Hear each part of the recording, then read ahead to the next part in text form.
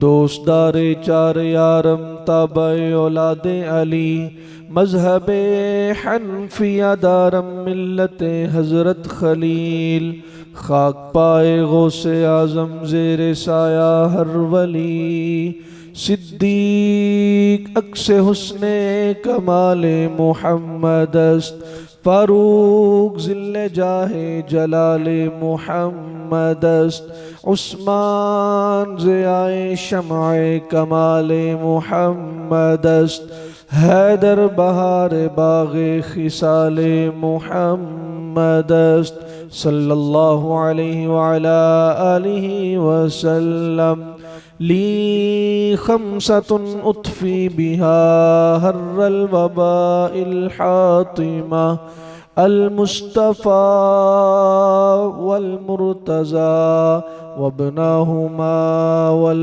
फ़ातिमा इलाही बहक़्क़े बनी फ़ातिमा के बरक़ौल ईमान कुनी ख़ातिमा अगर दावत अमरद कुनी वर क़बूल मनो दस्तु दामान आले रसूल।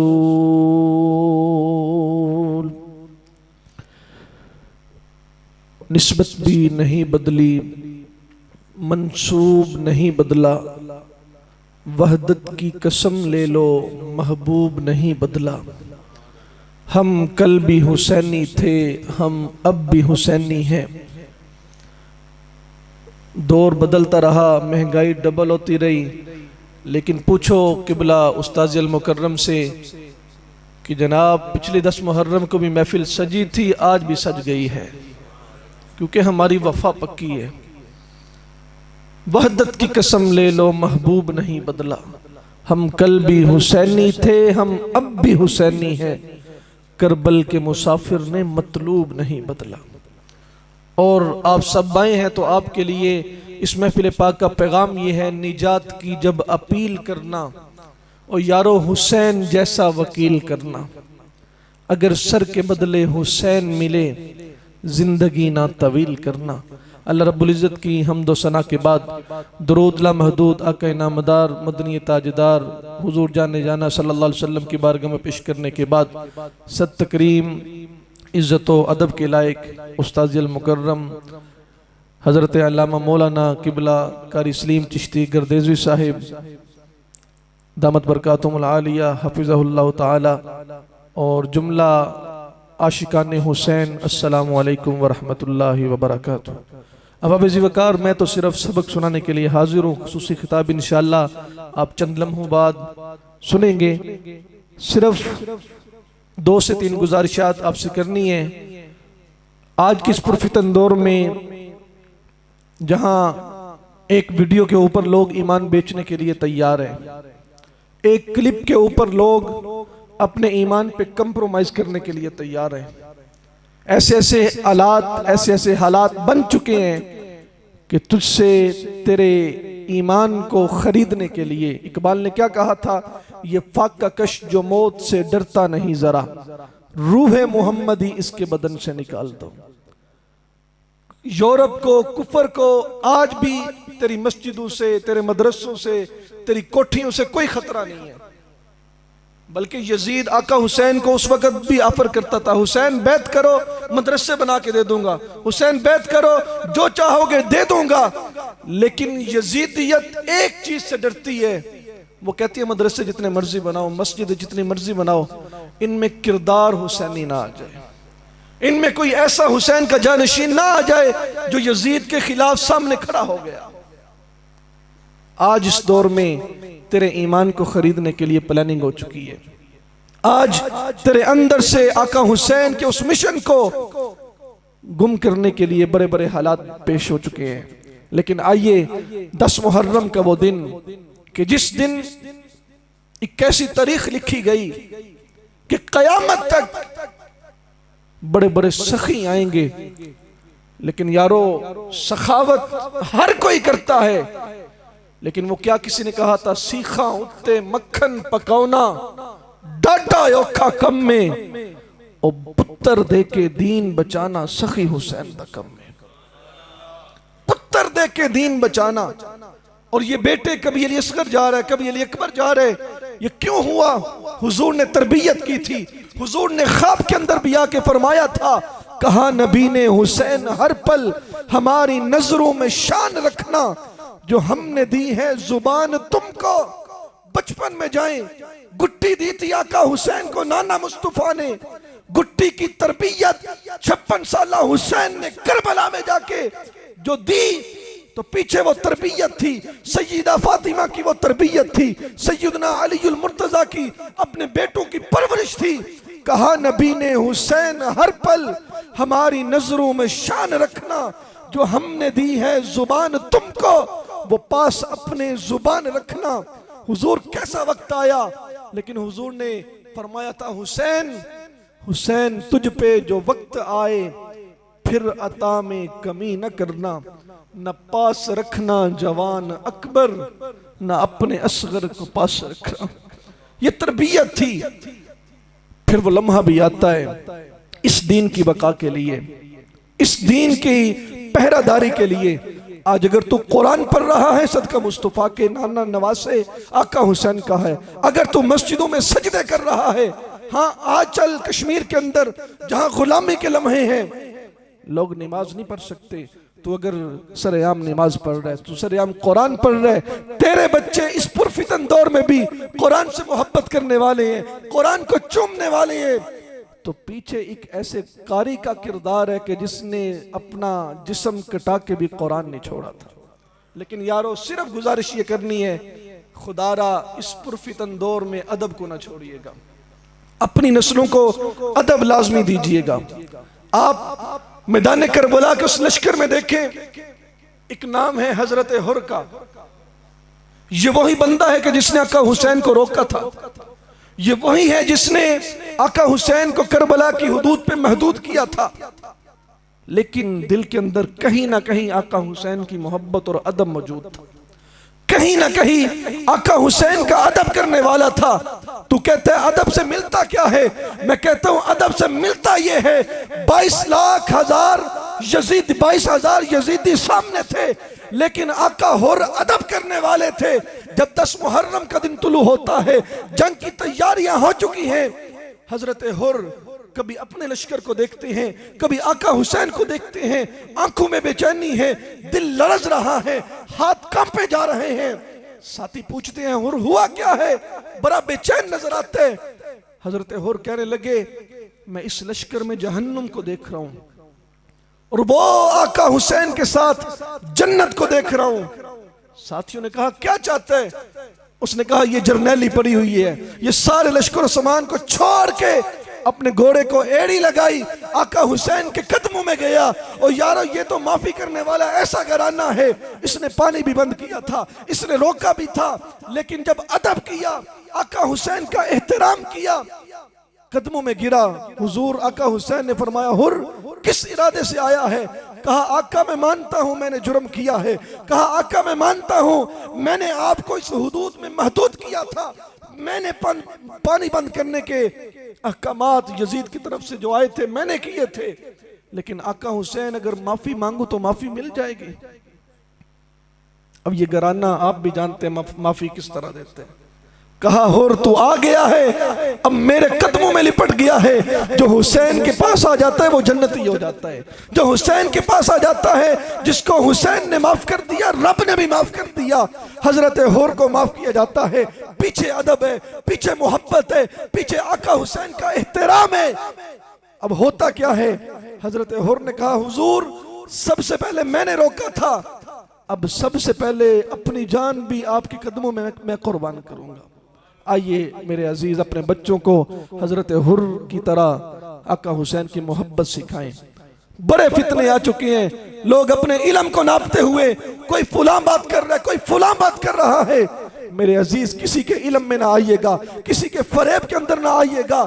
हाँ हाँ, हम आज भी कह रहे हैं, हमसे न रकम होंगे कसीदे यजीद के, हम सीरत निगार बस हुसैन के हैं, हम तो गुलाम आका हुसैन के हैं, हम तो नौकर आका हुसैन के हैं। लेकिन मुझे शिकवा अपने जवानों से है, मुझे शिकवा अपनी कौम से है जो आका हुसैन का नाम भी लेते हैं, जो आका हुसैन के नाम की देख भी पकाते हैं, जो आका हुसैन का नारा भी लगाते हैं। आज मैं आते हुए देख रहा था, रोडों पे बड़ी चहल पहल है, लोग बैठे हुए हैं। कई ऐसे भी हैं जिन्होंने फजर की नमाज भी नहीं पढ़ी, कई ऐसे भी हैं जो पूरा दिन वजू नहीं कर सकेंगे, कोई ऐसे भी हैं जो पूरा दिन 10 मुहर्रम को भी कुरान नहीं पढ़ सकेंगे। और तू कहता नहीं मेरी मजबूरी है, क्या करूं? तेरी मजबूरी देखूं या आका हुसैन की मजबूरी देखूं?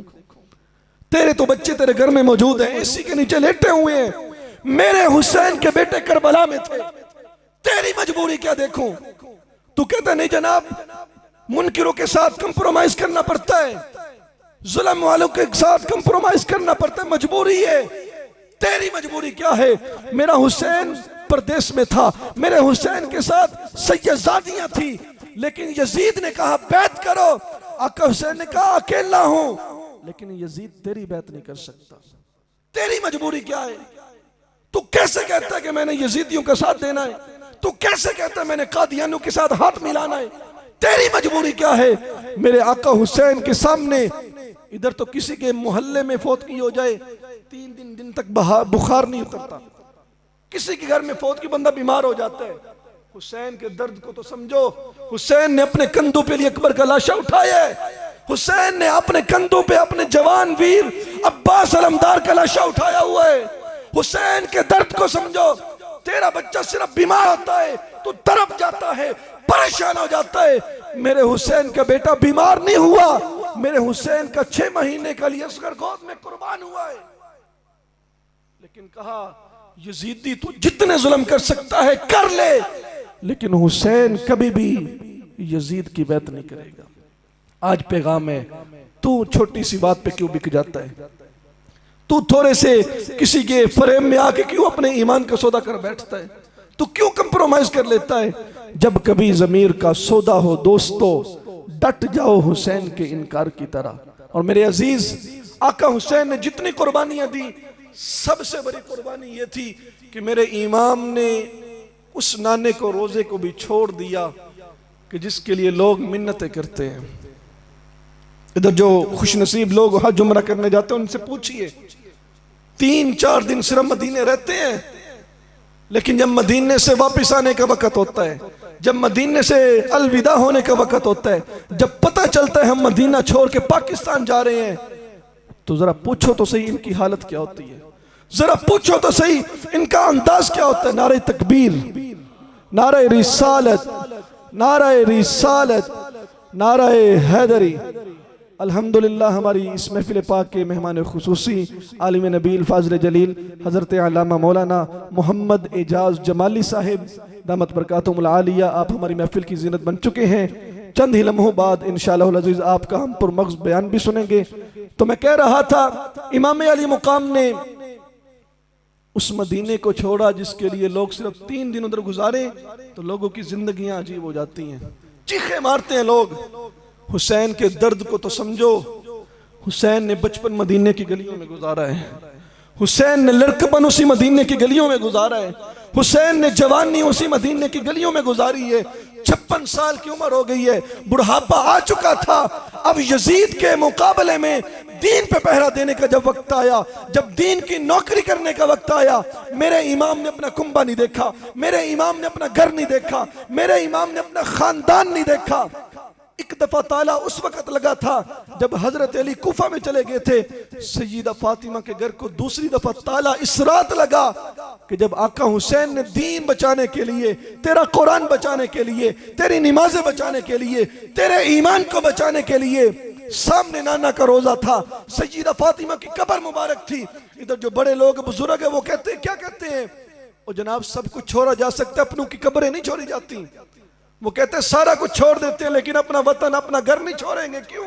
इधर मेरे अब्बा की कब्र है, इधर मेरी अम्मा की कब्र है। हुसैन का दर्द समझो, हुसैन का किरदार समझो। जब आका हुसैन दीन पे पहरा देने का वक्त आया, मेरे इमाम ने सब कुछ कुर्बान किया। सबसे बढ़ के नाने का रोजा सामना था, सबसे बढ़ के आका हुसैन के नाने की कब्र सामने थी। आंखों में आंसू आते हैं, दिल डूबा जाता है, लेकिन क्या कहते हैं, नाना तेरे करम के खजीने की खैर हो, मैं जा रहा हूं तेरे मदीने की खैर हो। आका हुसैन ने तेरे लिए, तेरे दीन के लिए इतनी बड़ी कुर्बानी दी। आज जरूरत तो यह है कि तू भी खून हुसैन की साथ वफा करने वाला बन जाए।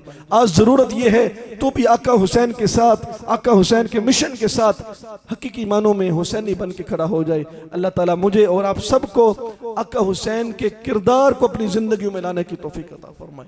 हुसैनी सारे है, हुसैन पाक का नाम सारे लेते हैं, लेकिन हुसैन के नाम पे आज अपना सर झुकाने के लिए कौन तैयार है?